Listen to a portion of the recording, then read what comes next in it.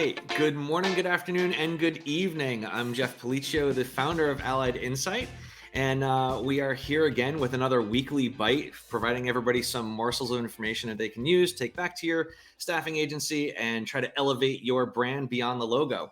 Today, we are here with Lauren Jones, founder of Leap Consulting. Hey, Lauren, how are you doing? Hello, I'm amazing. How are you? Awesome, awesome. Tell everybody about yourself. My name is Lauren Jones. I am the founder of Leap Consulting Solutions. I've been in the staffing and recruiting industry for just over 24 years, and we're going to go under the assumption that I started when I was 9. That's just everybody needs to understand that I am not as old as dirt, and I just started really young in this industry. You started Um, really, listen, it was from cradle right into from cradle. staffing.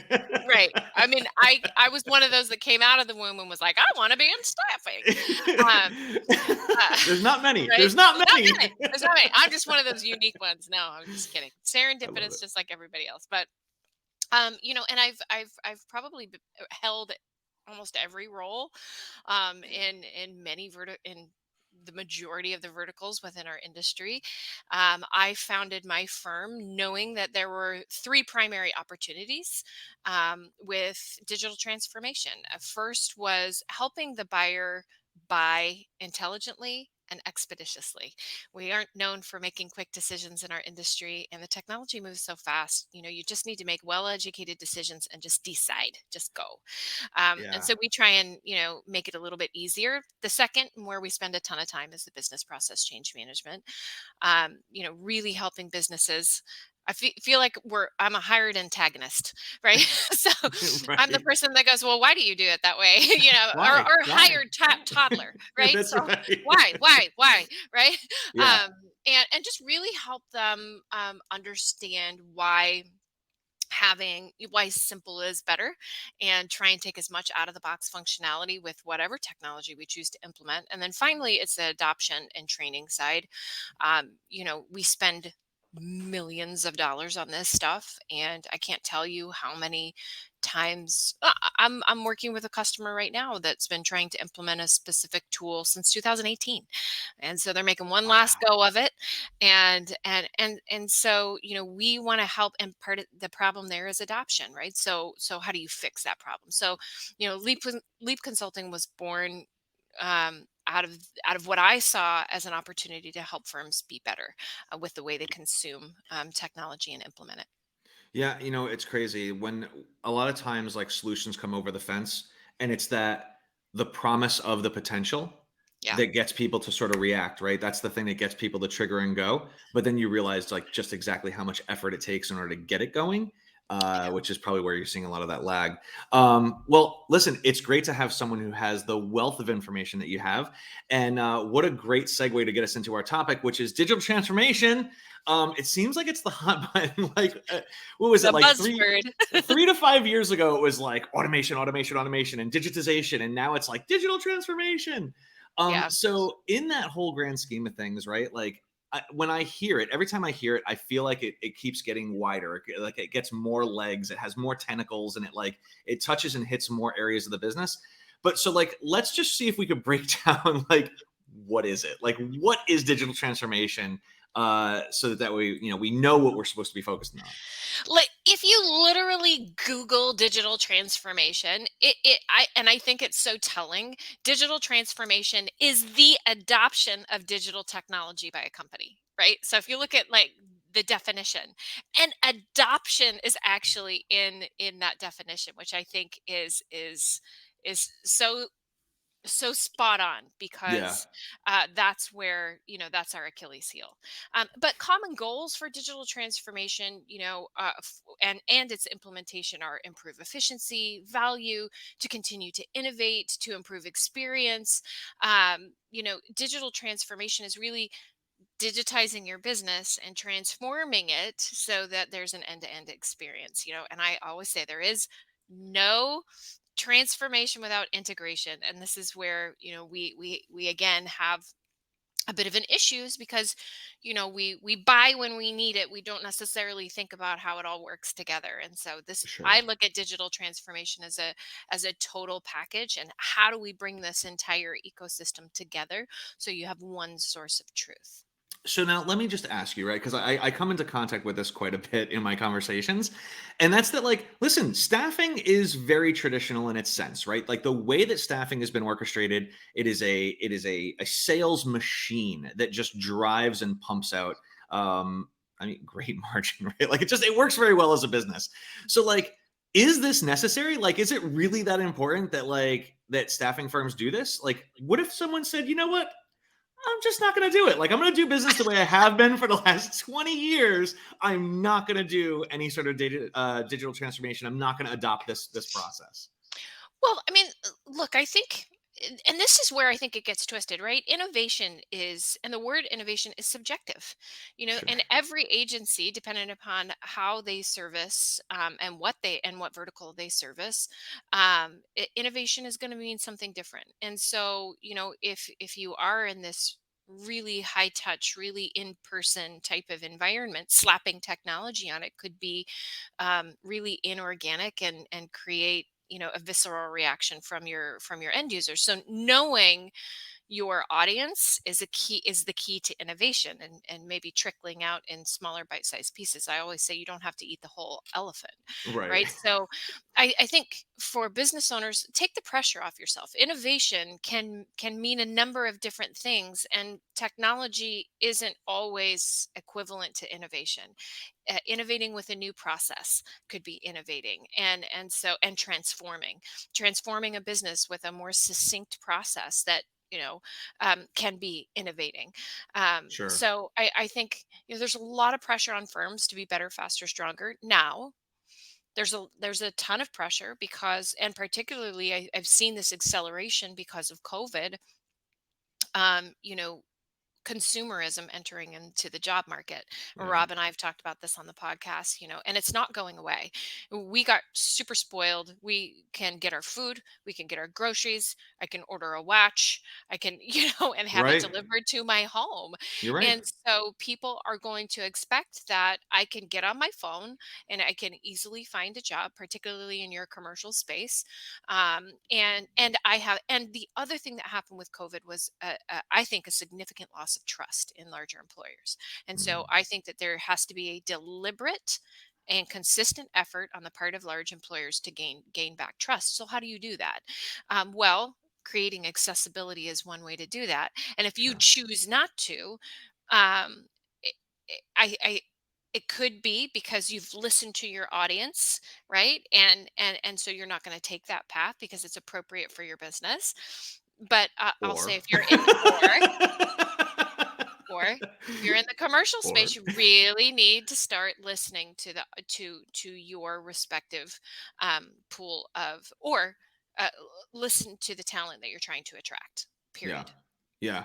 It's crazy. Like this is not the time. Like when trying to assess whether or not digital transformation is important, this is not the time for gut checks, right? Like like taking how you feel about whether or not you need digital transformation is probably not the way to go. Like you really should be sourcing it and getting some real data around it in order to identify like what things need to get adjusted, like Yep. what's broken within like the candidate or client journey. And yeah, I agree. I always call it like the Amazon effect, right? Like especially over the last couple of years when so many Yeah. people were sort of like locked inside, like we all got spoiled by Amazon doing, I would say, like the very simple things so incredibly consistent that like we're all now looking for everyone to behave like Amazon, which is, it's extraordinary in its own right, right? So like Right. how do you become the Amazon of staffing, I suppose, right? And if that's what you want to be, and again, I there's so much pressures on agencies for margin to do more with less, Mm, to digitize for the sake of digitizing. And this is where I want firms to say, why, understand why you're doing something, sure. why you're doing it, um how you're going to do it, and does it reflect your culture, because that will help you really embrace the change. That will help your people really embrace the change. It'll be more organic to the external users who are used to engaging with your brand. So again, innovation is subjective, Sure. but if you're not paying attention, then you will get left behind. Period. I mean, so again, great segues here, right? So we looked obviously at like how automation and digitization was a conversation. I think, roughly probably what do you think, around 5 years or so, like that was really the topic that was hitting a lot of the conferences and webinars. Now that we're looking at digital transformation, is this just ourselves having a better understanding of the fact that like automation wasn't enough, we needed to take a big picture look at this, or is this really a new cycle that we're looking at, and like what does that window look like? Yeah, I mean, I definitely think that firms are feeling the pain of making individual buys over the course of time and having this really disconnected ecosystem. And so now there's definitely this effort to get this one unified integrated ecosystem and a stem to stern experience, right? From source to redeployment, right? That whole That life whole cycle. system. Yeah. Yeah. And so I think right now everybody is, when you look at there was over a 200% increase from 2020 to 2022 from the Bullhorn Grid Survey. We're at over 200% increase in firms investing in digital transformation, from small Wow. transformations to the full, Full you know, blown revamps. yeah, Yeah. I mean, blowing the building up and starting over. Sure, sure. And in some cases, you may need to consider that. I think it's really. I want agencies to walk into the buying scenario kind of understanding why it is they're doing something and what it is that they want. And if you have those two basic things, you're going to have a far better demo Sure. with whatever technology, because it's going to be built for you, but you're going to get a better end result because you're going to ask the right questions, and can it integrate, and will this all work together? And so there are cycles to buying, yes. Hmm. Right now, on demand, this the on demand, having your own app, this is iPass and all of Right. the new acronyms um, the on demand is really what's kind of hot right now.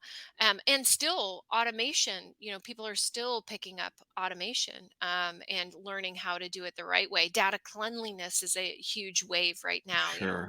How do I get my data clean? And it's progress over perfection. Hmm.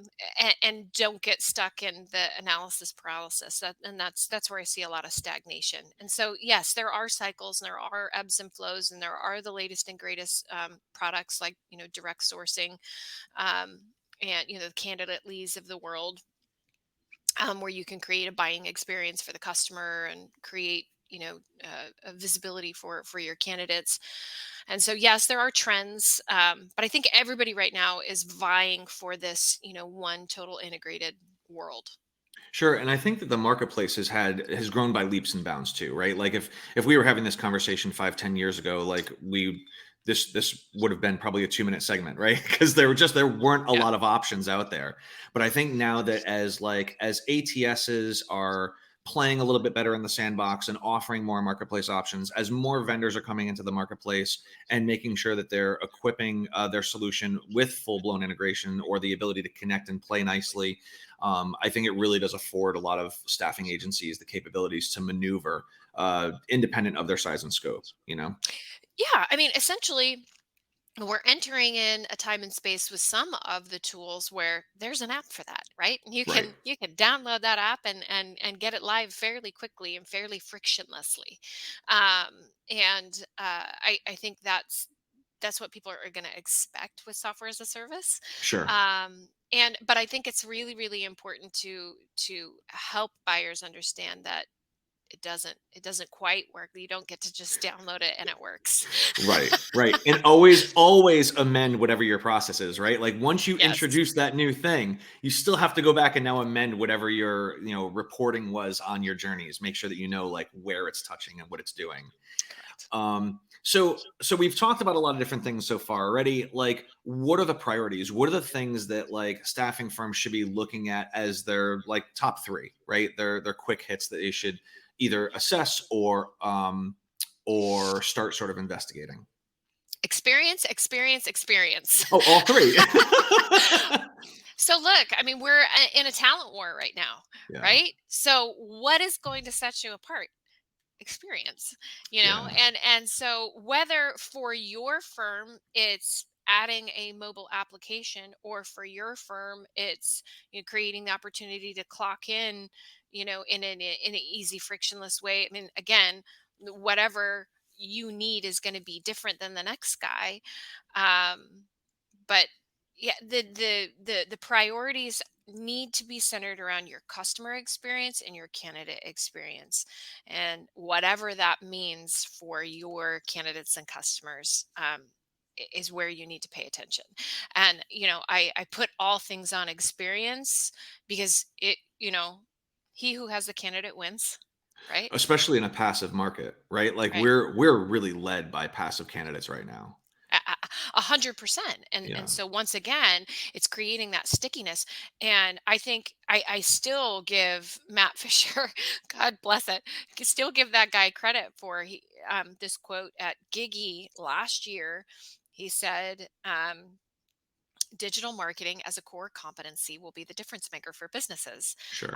And digital marketing internally and externally, understanding the way that we consume information today is in these, little micro marketings, and, in small bite-sized pieces, hook point, how to stand out in a 3-second world, Hmm. and so how do you create an experience that's sticky, that's meaningful, that's easy?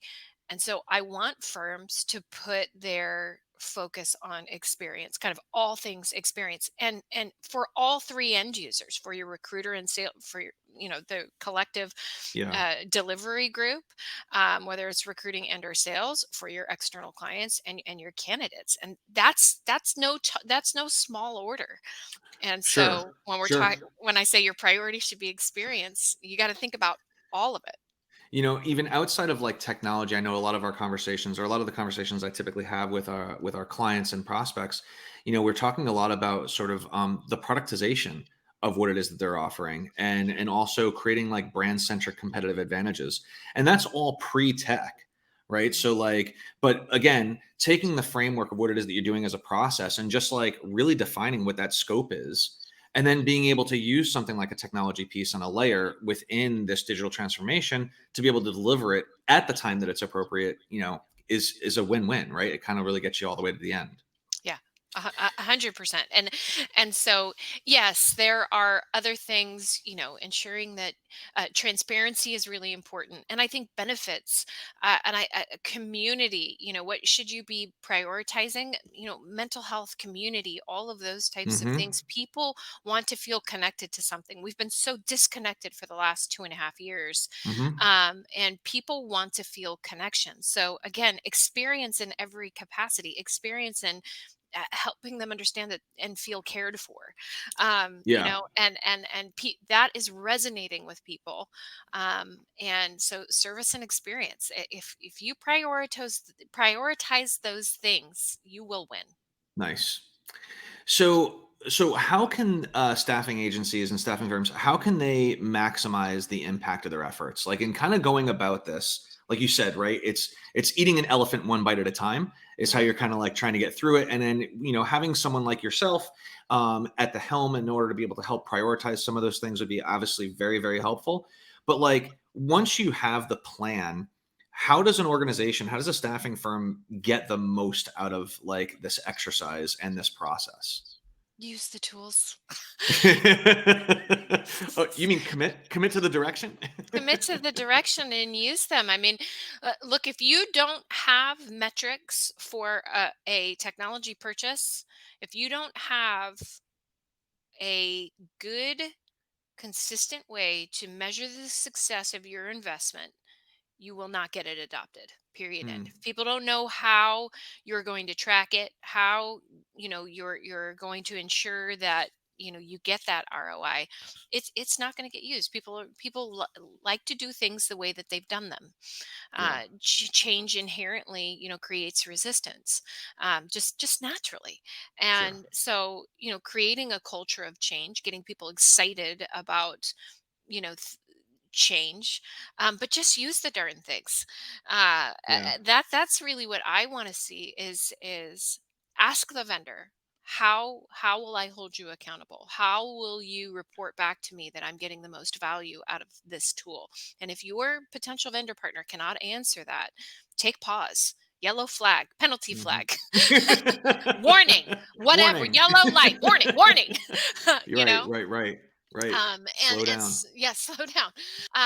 But yeah, just if I could just see firms really dig into ensuring that whatever, if you're going to fail, fail fast. If you buy a technology, you try it, you sincerely put the effort into it and the ROI and the partnership and all of those things, and you need to exit said technology because it just doesn't do what it was supposed to do, and those things happen. You don't go from what, a few years ago we were at, like, $3 billion in HR tech, and I was just reading the latest article on new VC funding, which has exceeded $14 billion in HR Wow. tech. Right.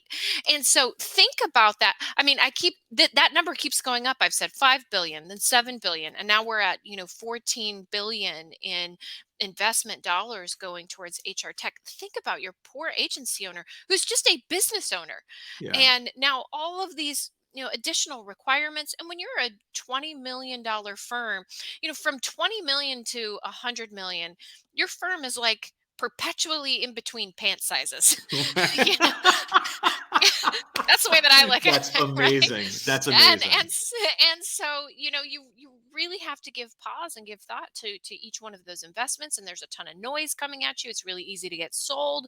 So how do you maximize the efforts of your investments? Make sure it gets used, Yeah. and make sure you can look at your bottom line and understand what part of what that tool contributed. It also sounds like it's a bit of a team sport too, right? Like if you right, if you're going at this alone in any of the divisions, and I mean, listen, marketing is guilty. Like I've been guilty of certainly like going down the rabbit hole, finding that one shiny thing that suits me, but you know, but this is a bit of a team sport, right? Like you've got this digital transformation hits every part of the business. And Yes. so getting everybody involved from like your sales team, your recruiting team, I don't necessarily know that you need to pull everybody, it's not all the king's horses and all the king's men, but if you were to bring in like, your key players, your senior people or your managers, your operations people, your marketing, your HR, I imagine all of those, it kind of creates a bit of like that pro team to be able to help you get it over the finish line. Yes. So in our implementation plans, we require you to put together a steering committee. We require you to have regular communication with said steering committee. And I wrote an ebook on this in partnership with Leslie Vickery and Holly Cahoon on um, having biz ops, marketing, and IT working collectively to make these decisions. Because if we're making or buying technology in a vacuum departmentally, you will inevitably end up with all the puzzle pieces everywhere. Hmm. And that's not what it's about. We can't make technology buying decisions in a silo anymore. We're not. It used to be that we could do that. Marketing could have its own budget, and IT could have its own budget, and they all did their little disparate projects, and none of it worked together. And now we're sort of paying for that. Yeah. And so, putting these steering committees together, and it's not death by jury, right? I Right. look, you Right. can't, I understand that you can't put everything out to jury. But having a core group, regardless of the size of your organization, and this is where I will challenge and kind of dig my elbow in with the smaller firms, you can innovate and you can create teams regardless of the size of your organization. I was with a 25 million, tiny little $25 million firm, and we had a tiny little team of three people that were our little innovation team. And it was Yep. three people that were super passionate about process and geeked out about technology, and got excited about change. And I guarantee you, within your organization, regardless of size, that you have a small collective group of those people that you can put together, give them a little autonomy to create that innovation committee, to help drive these decisions. But yeah, it is digital transformation must be accompanied with structural transformation. Yeah. And this is where I will counsel all day long. When you're in between pant sizes, as it were, between that 20 million and 100 million, do it through staff augmentation, outsource it. Yeah. I have outsourcing marketing, I have outsourcing, staff augmentation. There are resources out there to ensure that you have the help you need before Hmm. you're ready for departmental build and structure. But you need to start thinking like that if you're going to grow your agency. Right. So, and look, you've already given like so many good bits in here, by the way. Like, I hope people are finding this helpful. So, but we're just going to ask, like, what are there any other pearls of wisdom? Is there anything that we didn't uncover yet where you're like, all right, one more Oh my gosh. Well, okay, yeah. I mean, people ask me thing? all the time, like, I'm a tiny firm. How do I innovate, and what are some of the ideas? And I call it being a baller on a budget. And and look, I I was known as the beta BI, Yeah. what, for the Yeah. longest time, because I would sign up for any beta. Sure. And I would try things, and put things in a little safe area and try things out and see how they work and experiment. And regardless of the size of your agency, you can do those things. If you're a large organization and you're negotiating your technology, ask for a seat on the customer steering committee. Oh, yeah. Find a way to help influence the technology. Um, in a way that's fruitful for you. So there is a way to innovate, and so other pearls of wisdom, yeah. So you can do beta anything, working with startups. Ask the questions: are they well funded? Who are their founders? What are their founders resumes? Asking some basic questions of the startup. But it's a great way to get to innovate, at a lower cost entry point. Yeah. Betas, startups. um eh, eh, I love the beta game, by the way. oh Like, yeah. I'm with you 100%. Like, especially when you have like a relatively newer company or a company that's starting to, like, they're starting to go down the path of like a new direction, offering like a new, like having a new offer. Being able to be a contributor in that space, having access to the developers. I mean, it does Very require some powerful. time, It but does. it does also yield really good results a lot of times. It does. Yeah. And so, like I said, beta, um uh asking. I did this a lot in because I needed to present a case study, to executive leadership if I wanted to invest in something. Sure. And so asking your technology partner, hey, I need to create a business case. Can we do 60 days of X, Y, and Z at a minimal cost? Because so I knew what my threshold was on what I could approve from a spend perspective. And so, saying, hey, can you work in partnership with me to do, a 60-day trial period so that we can create a case study? And that means over that 60-day time period, you're working the tech in a small control group, and trying to, create a business case. Yep. And so there, do that exercise. Be deliberate, I think, is Yeah. a pearl of wisdom. Yeah.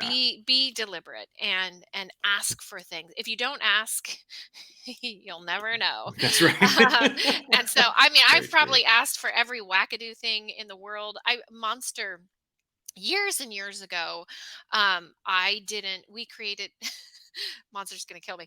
We created a slush fund, because I didn't want to commit the dollars to a specific product, but I wanted money set aside to try the new things that were coming out. So, looking at their roadmap and looking at what was coming out, I didn't want to commit to anything, but I wanted the flexibility. So, we created Sure. kind of a spending bucket, of Yeah. just general product that we applied over the course of the year. And so just get creative. Ask your vendor if they haven't done it. Okay, let's try it together. Yeah. Doesn't And mean it so, can't be done. doesn't mean it can't be done. It just means it's never been done. And so, get creative. That's awesome. Yeah, there are ways to innovate regardless of size. That's amazing. Listen, Lauren, I can't thank you enough. Everybody, I hope you've enjoyed this segment. Talking about digital transformation with Leap Consulting. Like, listen, obviously, Lauren's been around for a really long time. If anybody has any questions, I would urge you to reach out to her. And so, Lauren, thank you so much for your time. Appreciate it Thank you so so much for much. having me. Of This is a course, of ball. course, of course. I hope everybody has a great rest of your week. Also, don't forget, we do have an upcoming segment. We are going to be skipping next week, but on May 18th, we're going to be talking about getting Googleable. And so we're going to hopefully bring some SEO pro tips for staffing into that segment. And that's it. That's our session for the day. Thank you so Oh, much. say Googleable 10 times. That's Try, awesome. try. Thanks, guys. All right. Have a good one. Bye bye.